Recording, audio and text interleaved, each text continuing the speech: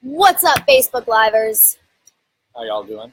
So right now I'm here with Yosef from Level 7 Coaching, and we're doing this live stream because we're going to be talking about tips on how to make better choices, better decisions. But before that, I was just sitting here with him, and I was like, all right, we're going to start it in 5 minutes, the live stream. And he's like, okay, well, I'm going to do some meditation beforehand. And I was like, what? No, we need to film that, and I want to do it with you. So right now we're just going to do a meditation for intentions. I've never done anything like it. I don't know if you guys have, but we're going to do it. And why would someone do a meditation for intentions? I'm going to do that in a second. I'm just going to share this to my page as well. It's Level 7 Coaching on Facebook. And it's 7 spelled S-E-V-E-N, not the number 7. That's right. Yeah. What do you like better? Do you like the number or do you like the word? I like the word. Why? I don't know, because it's just more interesting. Yeah, You would think it'd be the number. Well, I like the word because both Level and 7 both have the EVE in the middle, and it sort of creates this alliteration. And actually, it's interesting how I even came up with the name, because I was working with some other names. I was like, what am I going to call the coaching company? And I just I let go of all the thoughts that I had, and I closed my eyes, and I put my head down, and as soon as I did, those words came into my head, and I saw them like Level 7. What? So that was super divine inspiration. That is crazy. We'll talk about that a little bit today, but first let's set intentions, okay, right? Set intentions. So this is something that I like to do before I do anything, before I eat, although you gave me half a sandwich, and I didn't do it on the half sandwich. But because it was just too good. It was too good. I forgot to do that. But before I eat, the first thing when I wake up in the morning, I want to set my intentions for the day before I go into any meeting, and so before this interview as well. And the idea behind it is an idea that I picked up from more like Eastern philosophies. It's the ideas of having conscious detachment from everything that we do, and also consecrating our actions. So those two things are a conscious detachment. What it means is that you do your best and you're not attached to the results. The results aren't in your control. What's in your control is only your actions. So I'm going to do my maximum effort. I prepared myself for this interview. You did. We found the right spot. We've got a cool place. But what happens now is out of our hands, and I'm under the impression that even with all of our faculties, that there's so much out there that we don't know. There's a bigger picture. So instead of me being attached to what specific results I want, let go of those specific results and leave an opportunity for something even bigger and better to happen. So maybe I plan something, but maybe I'll get a new idea through my intuition, and rather let that speak for me. And the second bit, which is the consecration, which is to offer the results. But anything that comes to this, back to the divine, back to the higher self, back to something that's bigger than me. So that way I'm taking myself out of the equation. What comes is something bigger than me, what I give goes to something bigger than me. And that way it can become something bigger than just an interview the two of us are doing. It can be more energy. And the way so you set your intentions, and that's step number 1, and then basically from there, it's kind of into things. And that's my idea, is you hustle and prepare and you do everything you need to do your best job, and then as soon as you know that you're ready, you let go of it all and be willing for something better to happen. Nice. Okay. I actually, it says that we're off. We're off? And did not set. We did not set intentions. Not set intentions. Maybe we're so honored. The person is. We'll check it out. It says. It's working. Should I try on my phone? Check. Facebook Live is awesome, but.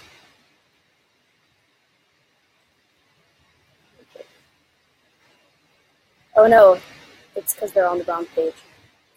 Oh, okay.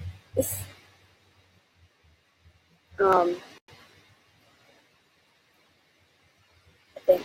Oh no, yeah, we're on. Okay. You are on. Okay. Yeah, that's all right. All good. Yeah, I told my mom to watch it. Okay, I found you. All right, we're good.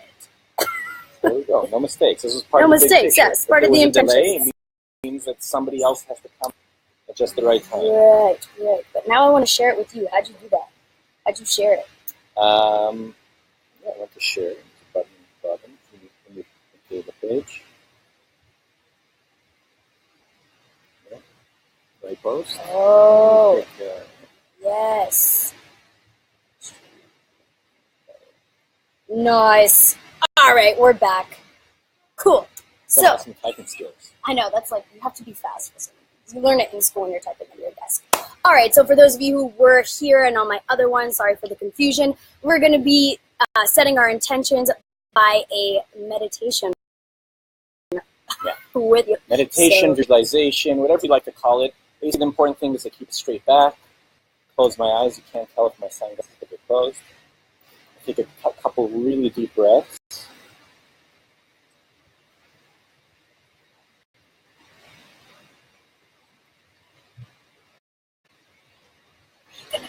Yeah, and then as you're taking deep breaths through your nose, and out through your mouth, I imagine myself having a conversation. If it's the creator for you, if it's your higher self, if it's the universe, whoever it is that you like to communicate with to get some answers, I speak and I say, please, creator, universe, higher self, be with me in this interview. Help guide me. Put the right words in my mouth. Help me be detached from any particular results. I know you know better than me, so speak through me and guide all my actions. And I humbly offer to you the fruits, the effects of everything that comes out of this. And I wait for a message. When I get the message, it's okay, I go. Let's start it. Get the message? Yeah, I'm all messaged out. I'm here. I'm ready to go. It sounds a little bit out there. Not everything I do is that's my personal practice. No, it's good. It's funny. I do it in a different way, and it's pretty much similar. I also say those things. I guess I don't do the deep breathing, but that will help me. But it's kind of like you said, letting go of the results, letting go of what you think you want, and just. It's like when you post a picture on Facebook or Instagram, and you don't have to count your likes every 10 minutes. Right. You're not worried about the results. You posted it because putting it out there. That's the thing. Also, what are your intentions for posting it? So let's say if you're posting something, for those of you who have like a Facebook page and you want to reach out to people, what are your intentions for that photo, for that video? Yeah. Exactly. Such and such. So, I wanted to sit down with Joseph because he does life coaching, and I feel right now, at this time of my life, I'm in my 20s, and I think it's super hard to make decisions.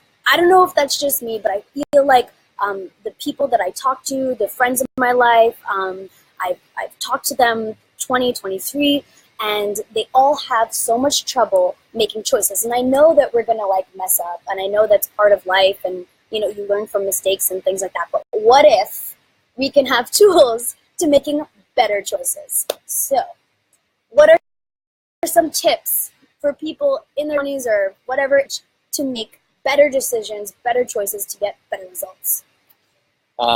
Before I get into all of those, I think that you made some really great points. But I also want to let you know that making bad choices isn't exclusively millennials. No, for everyone. for all of us. No, but it's something that, even they talk about now, like the choices of the previous generations is what is affecting us. A lot of times when we're speaking about millennials, we say that housing bubble that was created by the baby boomers, we're suffering it from now. We're not able to buy our houses. We're not able to support ourselves as much as we'd like to. But all of that is outside of our ability. Right. We can't control that. Hear that? We're going to continue making bad choices forever, people. Well, that's the other thing. I don't think that there's such a thing as bad choices, and I don't think there's such a thing as mistakes. Everything that you do that you seem like a mistake, I bet you learn something from it. Sure. As long as we take a lesson from it and we move forward, it's not a mistake. There are no backward steps. There's steps forward in all kinds of directions, and some are shorter to get to and easier to get to our destination, our goal, and some take longer. But every step is a step forward, even when it feels like we're falling backwards. So when you're in that mistake phase where you've you've done something, you were put in a situation, and you're like, wow, I completely messed up, quote unquote, messed up. How do you look at it with a different pair of eyes to see that you learned, like, a mistake is not a mistake, meaning, you know, you can learn something from it. You see the most perfect thing right now. You said, how can I look at it with a different eyes? And everything that I taught actually comes down to that. How we can shift our perception, how we can look at things differently. That's the most important thing. And that's only most things have a so-called mistakes. It's also about decision making. We think that we're making decisions.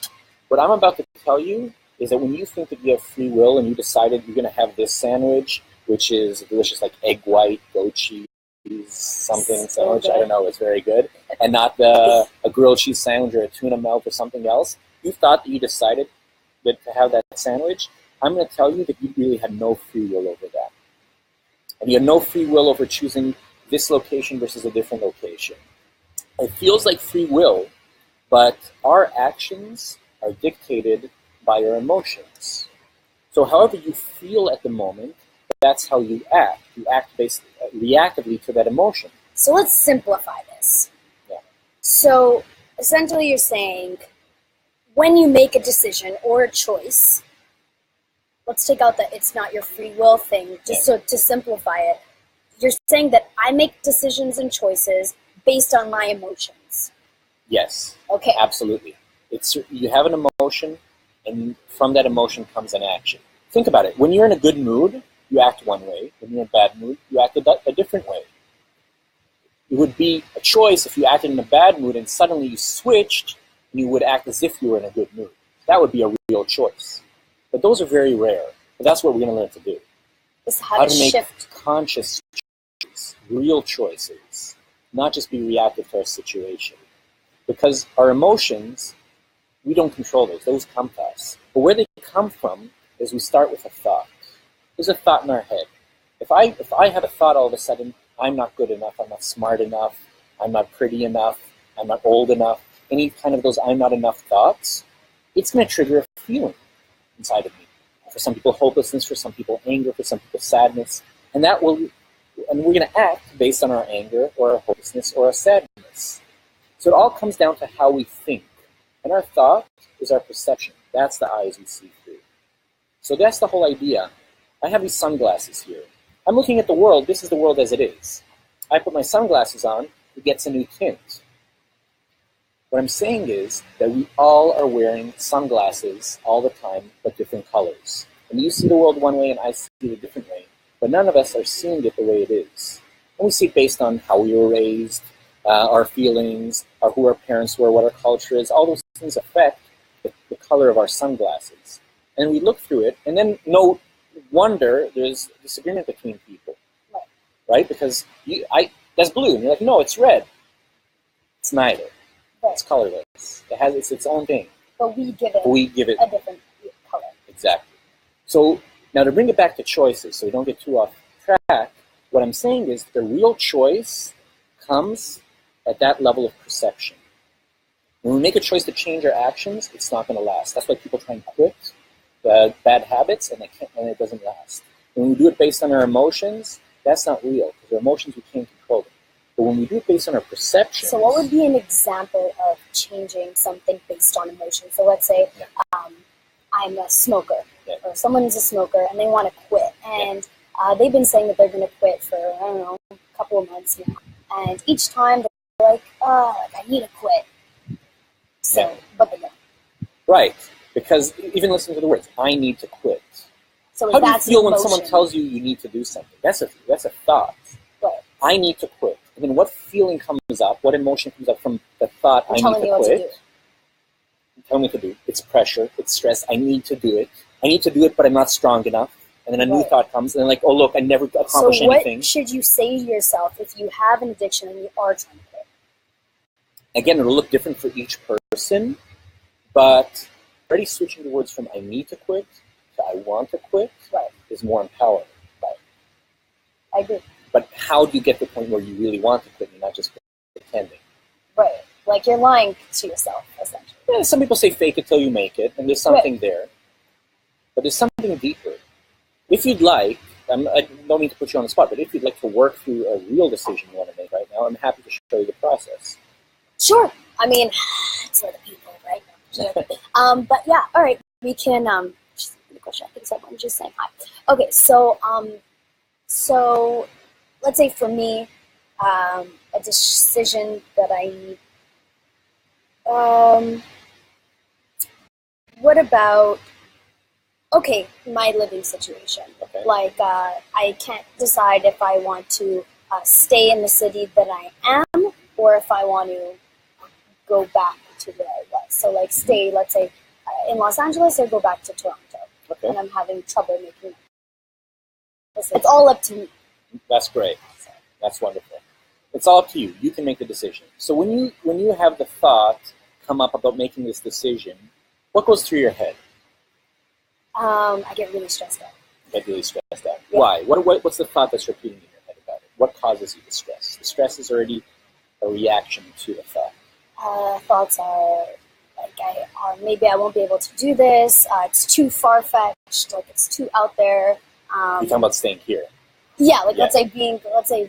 let's say moving to Los Angeles. It's too crazy. It's too expensive.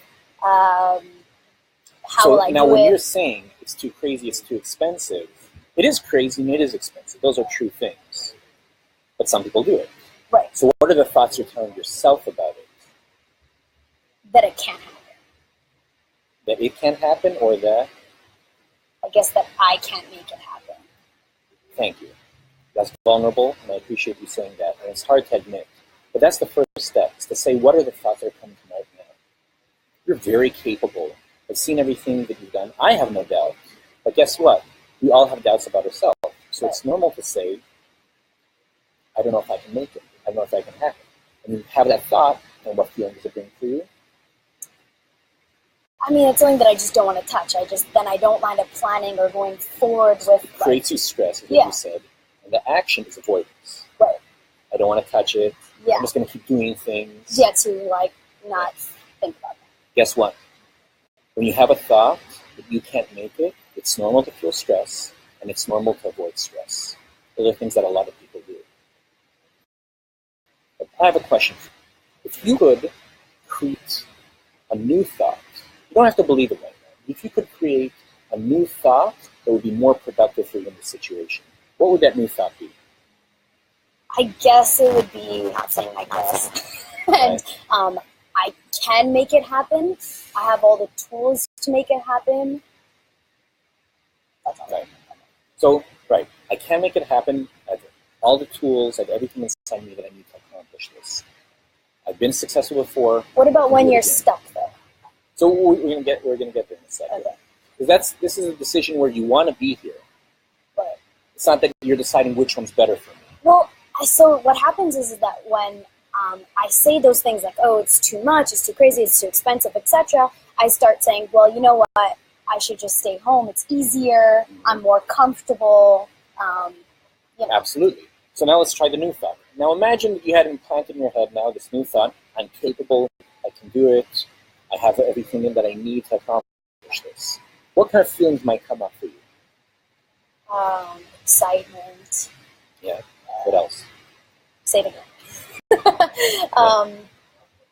Yeah, just excitement and I guess feeling powerful. Powerful, excited, passionate. But I guess to me, when that happens, like I don't know how to make it last. We're getting there. All right, so yeah, If you're excited. excited, powerful, passionate, Yeah. what would you be doing? What would be your next step to do? A step of action. I could call it action. Like what, for example?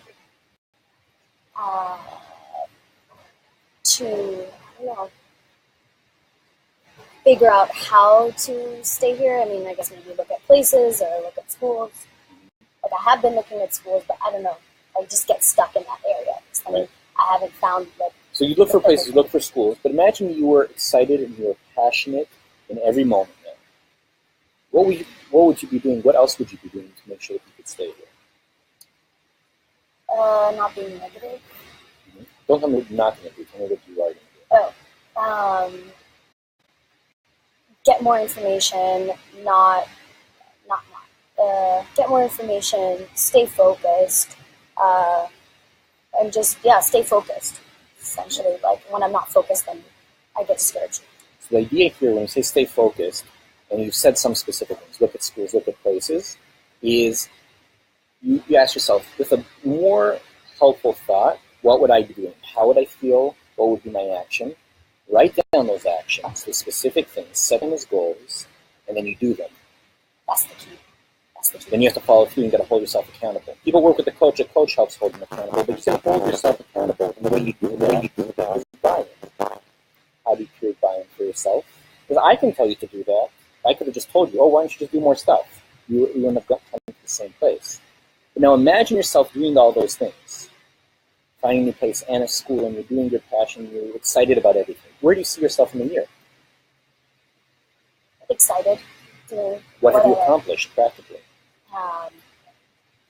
Well, I think just being positive and being happy is an accomplishment because it's so hard. So just within itself, it's got a gift that gives you immediately. Right. And then the results that come from it are bonus. Right. Right?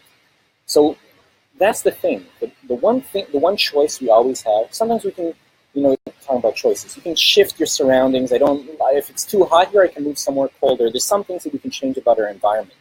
But sometimes we can't. We can't change our family. We can't change our partners. We can choose to leave them.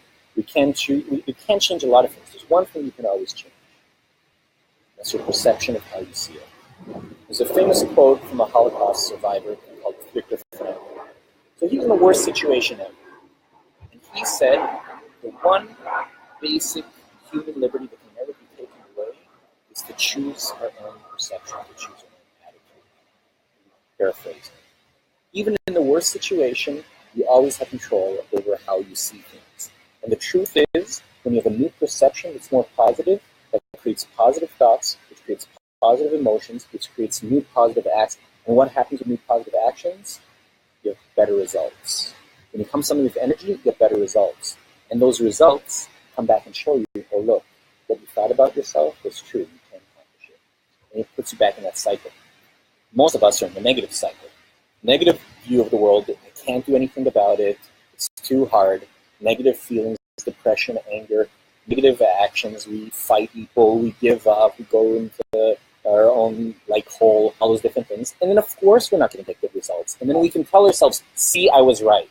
See, I was right, that was the reality you created. Understand what I'm saying? Yeah. So the most powerful thing to choose is your perception first. Everything else comes out of it. You can choose to change your actions. Like, if you don't like your boyfriend, you can leave your boyfriend, find a new boyfriend. But guess what? Same issues with a new boyfriend. Because you haven't changed. The one thing that you take into every situation that's the same is you. So to realize what you're doing, you should write down, things that, patterns in yourself? That's a very powerful thing. The first step is awareness. See where your head goes. When a tough situation comes up, see where your head goes, what thoughts come to you, and write them down. And don't judge yourself and don't feel guilty about it. Write it down like you're an investigative reporter. Write down, oh, that's interesting. When somebody cuts me off, I give them the finger. Yeah. Right? Oh, that's interesting. When they get my drink wrong, I tell them better make it or else, write it down. Anytime something comes up that triggers you in some way, write down what thought came, what feeling came, how did I act. Just be aware of it. Then you start seeing the patterns, and you'll start wanting to change it naturally. Because you're going to see the long-term ramification. One of the hardest things about choice is that we don't know what's going to happen. So if you try to project yourself into the potential future, this choice or this choice, you ask yourself, well, if I choose plan A, what will happen? And if that happens, then what will happen? And then what, and then what, and then what? But how do you know? You try and figure it out. A guesstimate? Yeah. To do a guesstimate with yourself? Exactly. So okay, if I stay in Toronto, this will happen, this will happen. If this will happen, this will happen. Okay. So that's one way to sort of look at it and look at it. Now, also when it comes to choices, and this is a completely different field of it, all of it, based on psychology, all of our motivation of any decision we make comes from two things that we get motivated by. Love and fear. Desire, love or desire, and fear. So I make a choice. I took the sandwich because I love it, or I avoid the ice cream because I'm afraid of getting pimples. Right. Right? Yeah. I'm going to take this job because I'm passionate about it, or I'm not going to leave my job because I'm afraid of not finding a new job. Now, the thing is, when you have a choice that comes with both fear and fear, that means I have to leave this job to maybe get another job, or I think that's a risk. What about staying with a person that you don't want to be with so that you can, like... Because it's staying in a relationship because you're afraid of being alone. Right. That's a... So that's the thing. So a lot of people, most of the time, choose fear over love. That means we're going to stay in a bad relationship because we're afraid to be alone. We're going to not eat something because we're afraid of what it's going to do to us instead of enjoying what we're eating. We're going to stay in the job. But can't that be contradicting to, like, let's say, I'm not going to do drugs because it will not be good in the long run, but in the moment it'll feel good. So it's like, how do you... So, but that's why I always said you always got to project into the future. Right, and see, okay, if I do this, then long term it'll be like this. And think about why you're really doing drugs. Are you doing drugs because you just want to feel good, or are you escaping from something? What if somebody says, okay, well, I do it just to feel relaxed, or just to feel happy? Listen, I think in general that you're really checking in with yourself. There's always going to be something at the end of the deeper. day, and you say, it's really, I just want to feel good. Then wait, how come you don't feel good already? True. Right? Your state Why do you already need good. something outside of you to make you feel good? Something. And that's drugs, and that's a relationship, and that's food, or anything. We go into a relationship so we can feel better about ourselves. Then what are you giving in that relationship? What are you going to get out of it? That's what we call a codependent relationship. So what I'm saying is we need to make our decisions based out of love, based out of desire. So let me ask you a question about LA versus Toronto. Going back to Toronto, is that a love-based or a fear-based? It's fear-based. Yeah. So staying here is what you're passionate about. So that's what really you want. Now that doesn't mean that it's easy. And it doesn't mean that going to Toronto is a mistake. Like I said, there's no mistakes. Because maybe you go back there and then you have a new epiphany about it and you realize that's what gives you energy to come back. Who knows? There's no mistakes. Or maybe you find something there. The choice is less important. Why we make it, the choice is the most important. So like I said, if you're going to eat something, even if it's unhealthy, if you're going to eat it with guilt and feeling bad about it, it's going to be worse for you. Right, yeah. So if you eat something that's not so healthy once in a while, but you do it just to enjoy it, it's not going to have the same negative effect on you. Our thoughts are so powerful.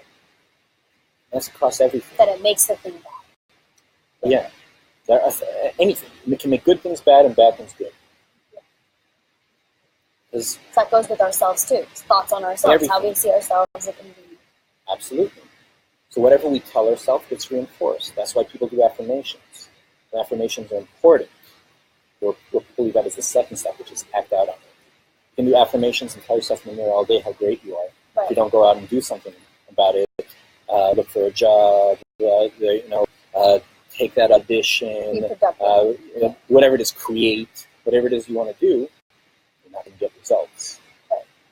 So that secret, you have to put in the work. you got to do the work. But with yourself. Yeah. And be detached of results. So put in the work and kind of give it out to the universe or whatever you believe in, even if it's believing in yourself. Like let's say somebody doesn't believe in the universe or God or so believe whatever. in the best version of you, whatever that is. You close your eyes and imagine the future perfect you, the one that's got all their shit together. Yeah.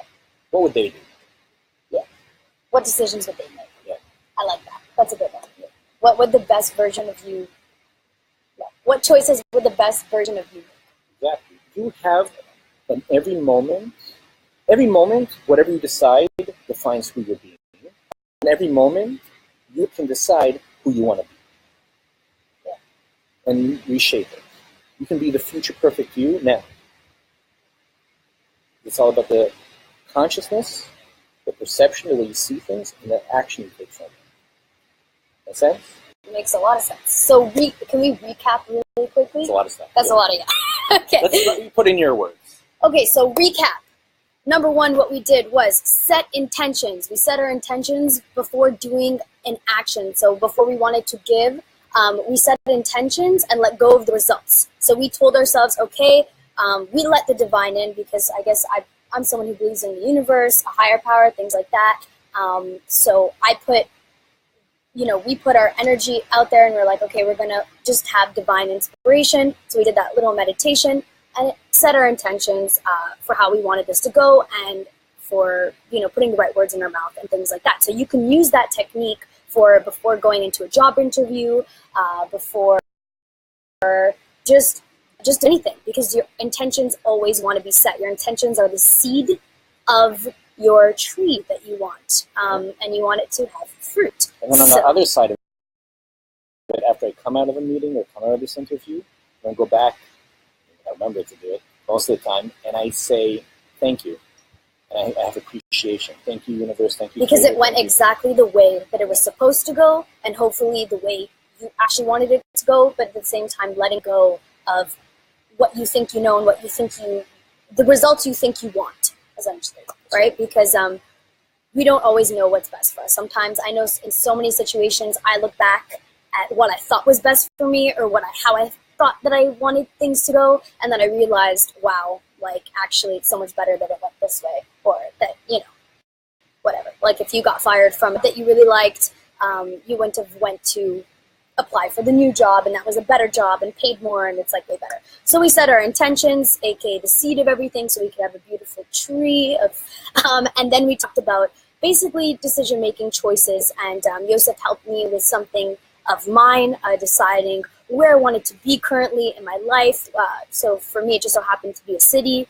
That was the example that we gave, and what I realized is that, in recap, to make a decision, a conscious decision, is to just think, what would my best version of myself do? So where I want to be, and just making choices, and taking into consideration where I want to be and where that choice will lead me as best as I can. So that's what Really good. Yeah, I'm a good listener. So thank you all for watching. We're going to post this video on both our pages, so you can rewatch just to take note, maybe if you want to take some notes on the techniques and stuff. And yeah, thank you all for watching. Thank you. See ya. Thanks for having me. Okay, I can finish. I'm still on.